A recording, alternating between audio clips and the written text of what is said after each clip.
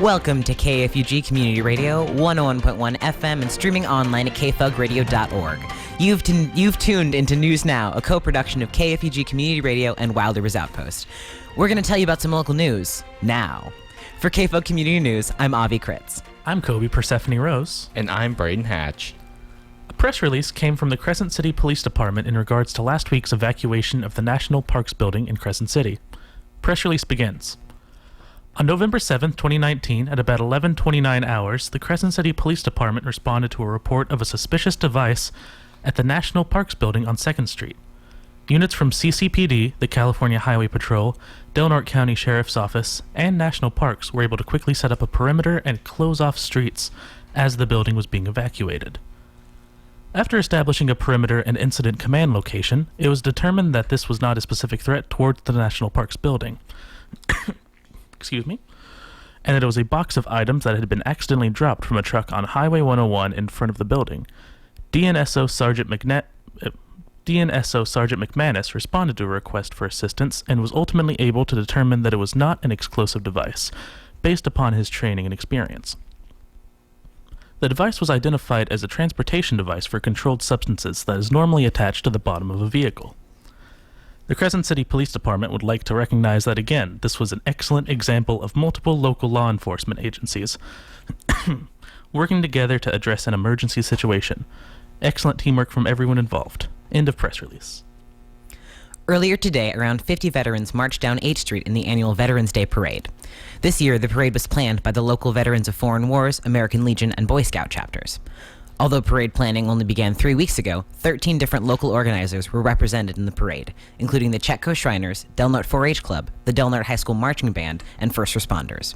Reporter Jessica Cejnar spoke with David Cooper, a representative of VFW Post 1381 and retired lieutenant colonel in the U.S. Marine Corps, about this event. He said, quote, "To me, Veterans Day is a day to come together as people and acknowledge those who stood on the wall to defend our nation," end quote.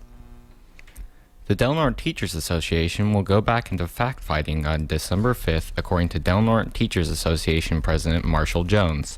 The union is scheduled to go to Strike School, a training session for DNTA members facilitated by a California Teachers Association representative, on December 7th. If both parties fail to reach an agreement during fact-finding, teachers may strike as well as early as January 15th. Quote, "We're not allowed to strike unless all avenues are exhausted. That includes going through fact-finding," Jones said. "At the end of fact-finding, the district will have a final and best offer for us. Then it will go to the membership, and they'll either take it or they'll leave it.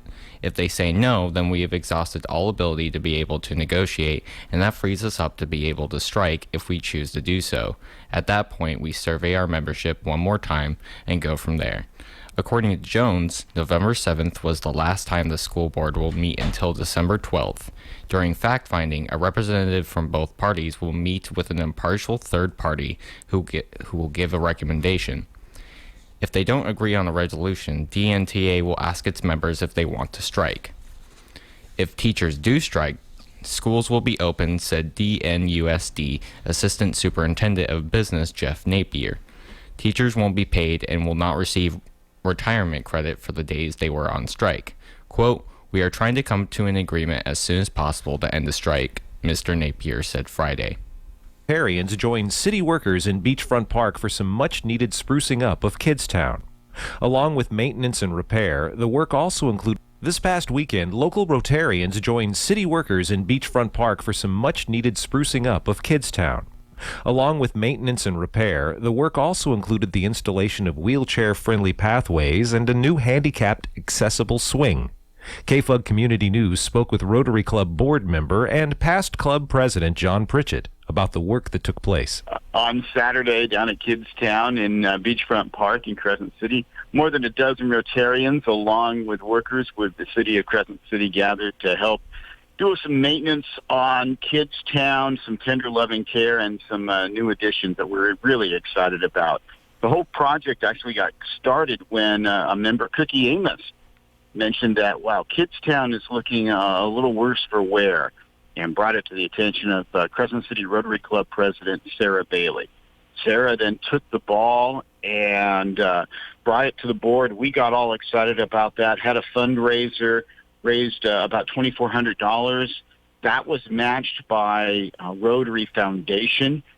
Morning Club got involved as well. They raised $2,400. That was matched by Rotary Foundation. So all told, almost $10,000 was raised to help with put new bark dust, wood chips all over the kids' town to make it safe, do some other construction work. But one of the things we're really excited about is the swing set that's designed specifically for those in wheelchairs, to give them a chance to enjoy the freedom of just outside playing and having a good time. And got to give a lot of credit to City Manager Eric Weir, who after we brought it to him, he got excited about it and really spearheaded this and made it happen. That's fantastic community work, too, that the Rotary has done with Kidstown. And Kidstown, like Beachfront Park in general, is just one of those places that no matter what your political stripe in public life, everybody gets behind that because it's just kind of been across the board a good for the community and local kids. Well, if memory serves, it's exactly 20 years since the whole community came together as one to build Kidtown basically in a weekend. And then Rotary's kind of kept an eye on it over the years. About 10 years ago, we were all out there sanding and painting and doing a lot of work out there. And so it's great to once again be out there. And we had a group out there that did a lot of painting, and it looks super. Had another group out there that was screwing in boards, getting them fastened again.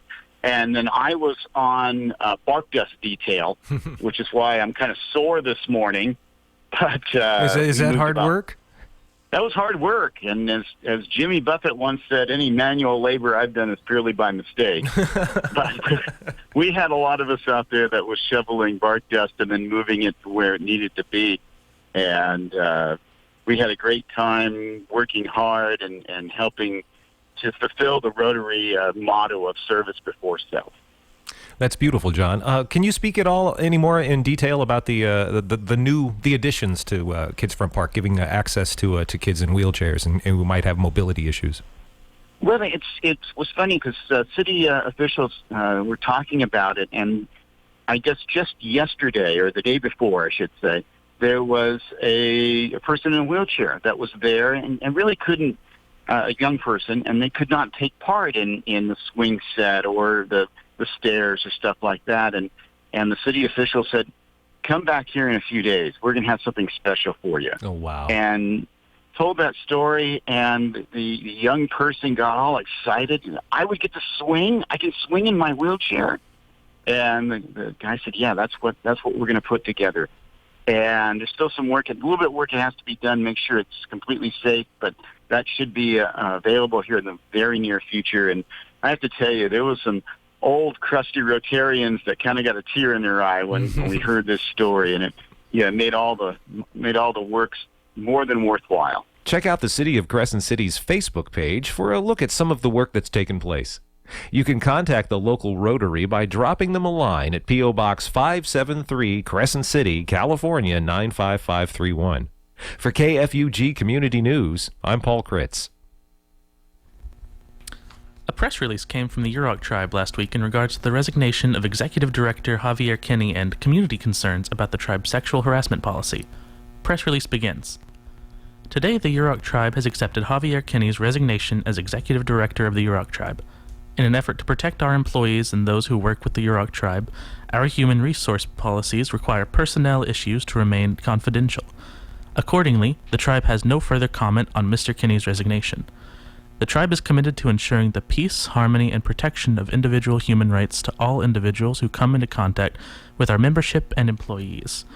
To address questions or concerns from the community regarding the tribe's sexual harassment policy, the tribe takes this opportunity to both acknowledge the historic trauma of our communities and the ongoing need to create a healthy work environment. End of press release.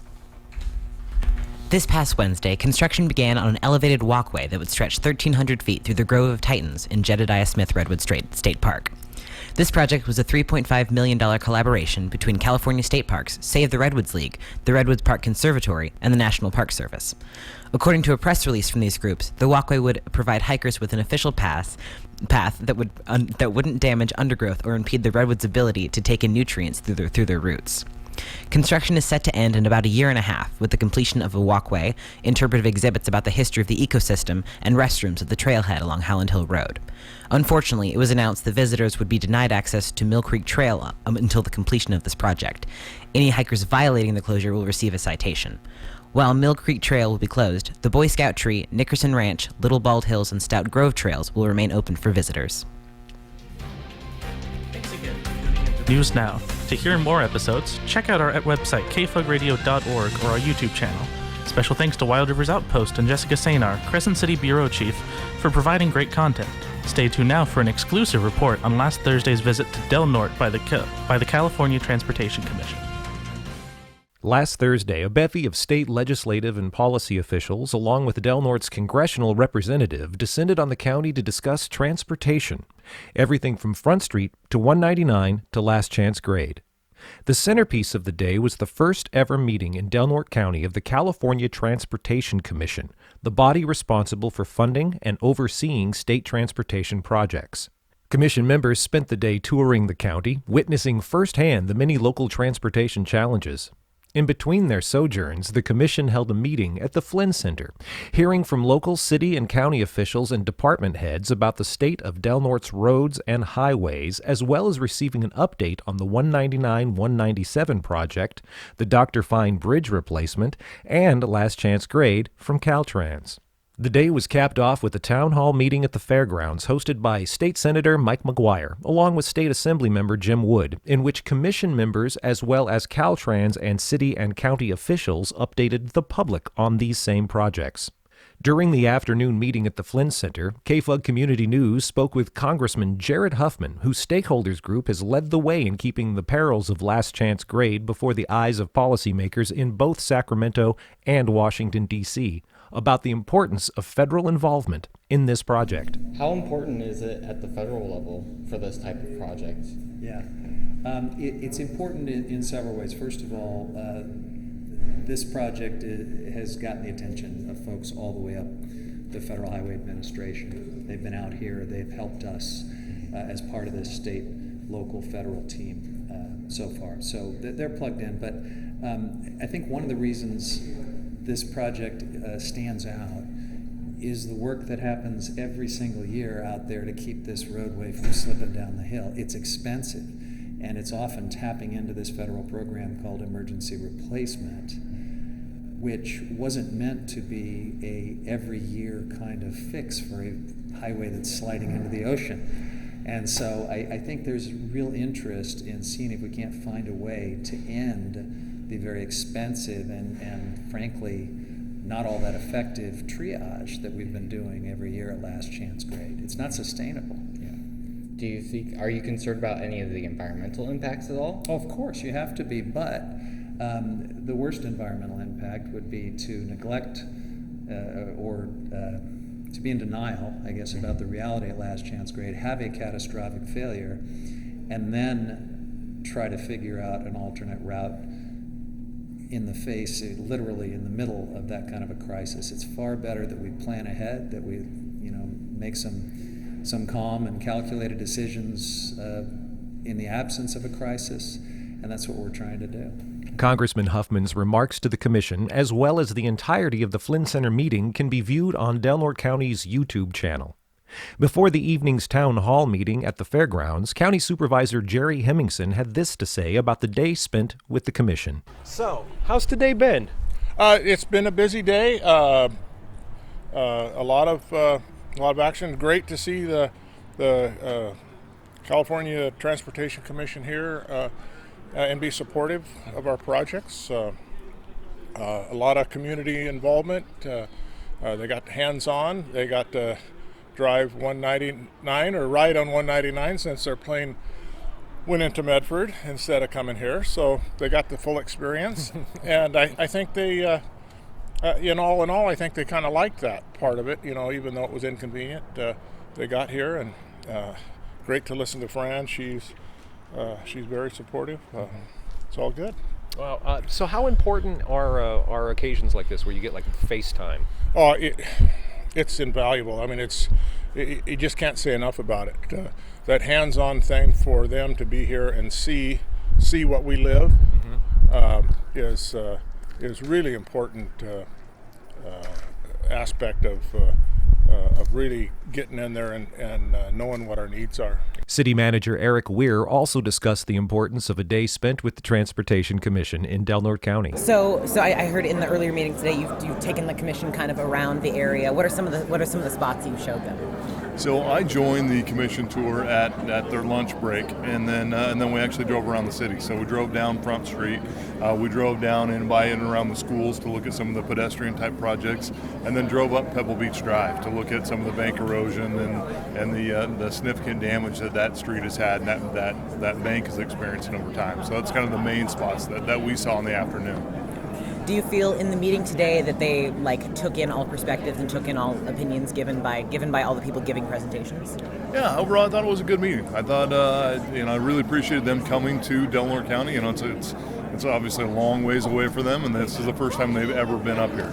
And then to have a meeting like that and really sit back and take in all those different viewpoints and to listen to the projects and really engage with each of the community members that gave their presentation and even the public comment, thought it was a really good meeting. Awesome, yeah.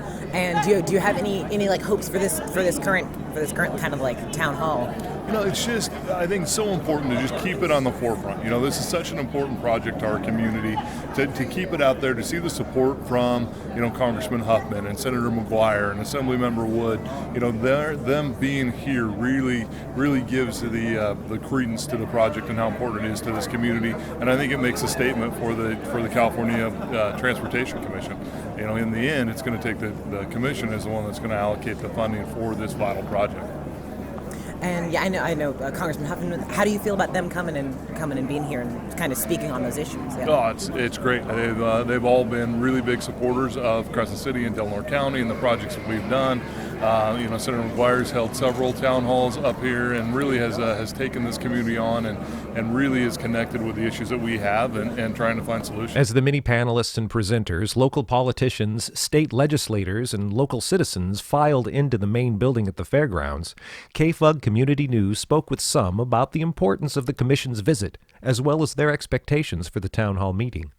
Cindy Vosberg, executive director of the Crescent City Del Norte Chamber of Commerce, had this to say. I mean, it's a no-brainer. Everybody knows that we need to be proactive on getting last chance grade moving along. And I thought that the different presentations that I've seen from Caltrans, that they're right on the mark of identifying what our needs are.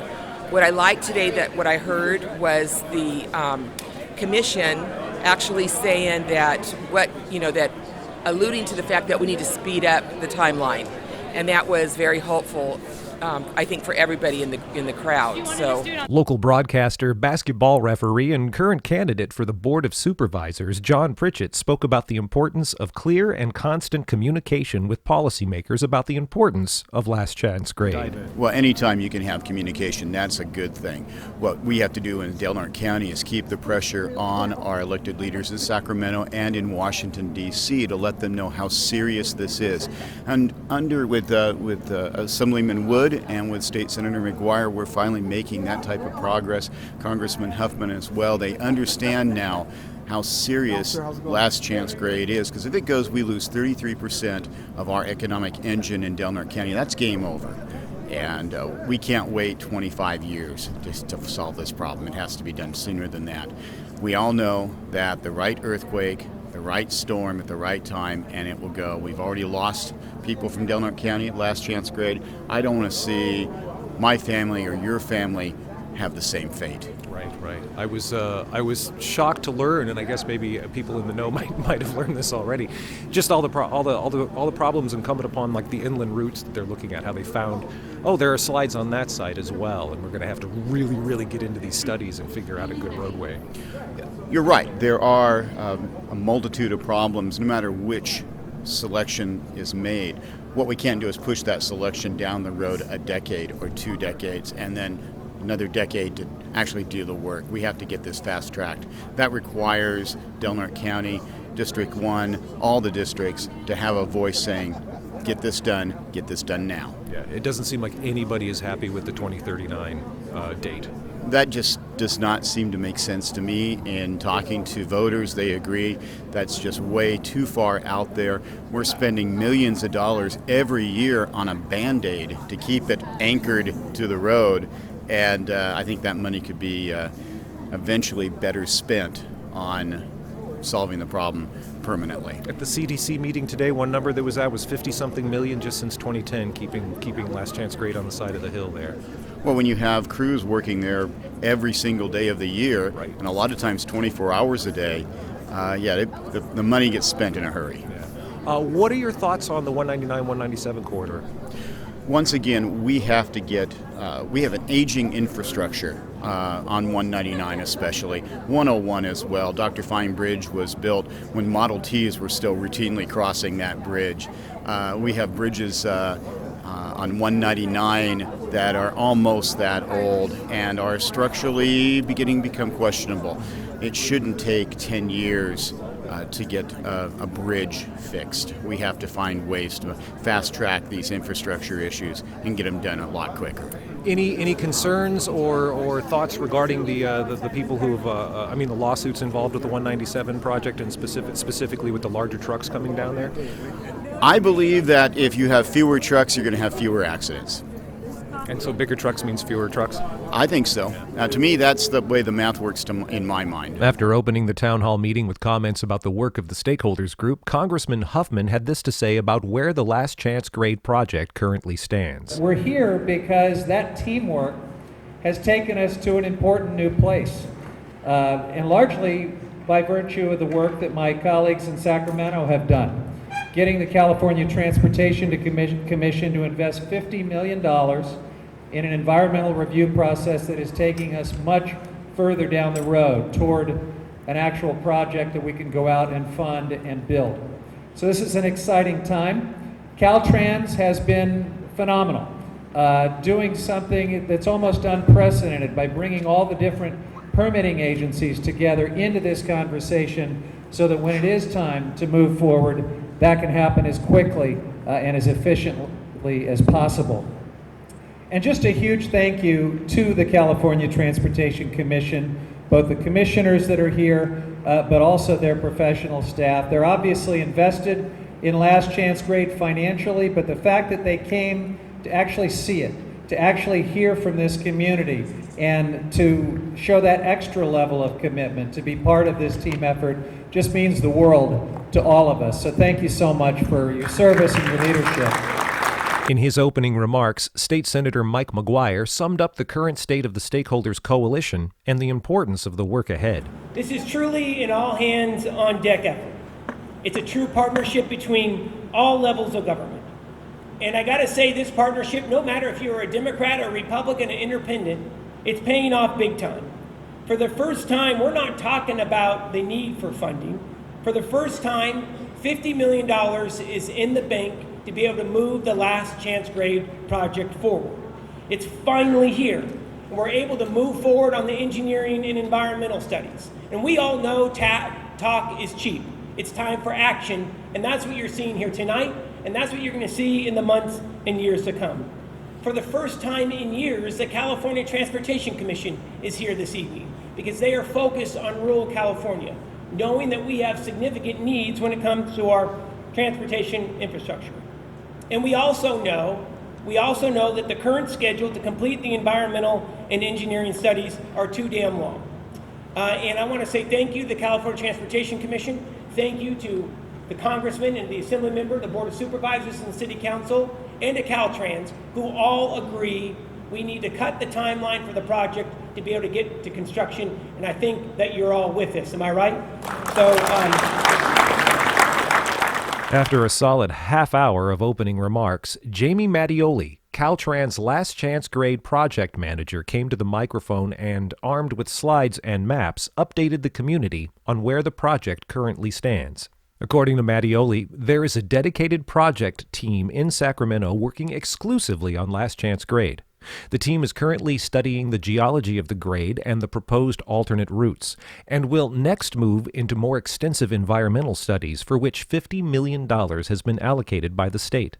While the scope of the proposed alternate routes has been narrowed somewhat, resulting in a lessening of projected costs, there are many risks that might change the scope and cost of the project overall, including litigation, as in the recent Richardson Grove project, late discovery of new underlying variables that physically change the scope of the project, and deadlocked mitigation efforts which would require the consensus of many disparate groups. Mattioli pointed out that the site of the slides requires the involvement of 5 native tribes, the national park, and state parks, as well as private landowners, not to mention the environmental issues surrounding endangered or threatened species and old-growth redwoods. The area is even a UNESCO World Heritage Site. So there's all these major unknowns that are impeding our understanding of the scope of the project, the cost of the project, and the schedule of the project. The biggest unknown we have is what alternative we will ultimately select. And my prediction, it's none of the ones we've already thought of. We will be learning more about the geology, we'll learn more about the environment, and that'll change our opinion of what the best solution is. According to Mattioli, Caltrans has developed some unique strategies to address this sea of variables. The first is coalition building. Starting with the stakeholders group and continuing into Caltrans project work is an understanding that all groups involved need to work in good faith to find solutions to possible problems. Another new approach is to include the project contractor in the design phase to preclude any disconnect between design and construction. A third strategy is to proceed with the several studies that need to be made, from environmental to legal to design, in a parallel fashion. Ordinarily, with the proposed project, the requisite studies would largely follow on each other, one after the other. With Last Chance Grade, these studies will begin at the same time, possibly cutting years from the current timeline. The timeline for replacement of the grade has been a point of contention since its formulation in 2016. Originally, it was supposed that Last Chance Grade wouldn't be replaced until 2039, a date no one was happy with. While the strategies outlined by Mattioli could save a lot of time, just how much is still anybody's guess. We want to be real with you all. We want to be real with how long it takes.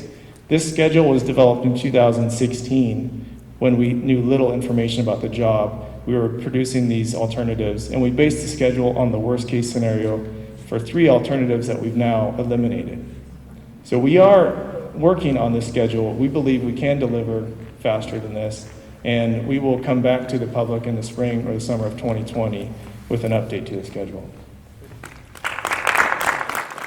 After the conclusion of the town hall meeting, KFUG Community News spoke with Transportation Commission Executive Director Susan Branson about the Commission's takeaways after their day in Del Norte. The takeaways would be that this is a true community that works together in partnership. They're committed to solving the problems with Last Chance Grade. And the other takeaway would be the Congressman Huffman, Senator Mike McGuire, Assemblymember Wood, and the local electeds are committed to solving this, as are the state partners, California Transportation Commission, Caltrans, Parks, everyone. We're committed to solving this problem. And we've got the $50 million dedicated now for the environmental document. The commitment, the walkaway that I heard from Caltrans is that we're going to move forward on getting it done, this environmental study, the phases, or the project alignment selected. Hopefully the goal would be early, under budget, so we can move forward on a final solution in construction. That would be the takeaway. How out of the ordinary is it for you guys to travel this far afield to see something? So the Transportation Commission meets about every 5 weeks in the more urban areas, because we have a lot of people that travel throughout California to go to our meetings. And so because of that, we tend to meet in areas near larger airports.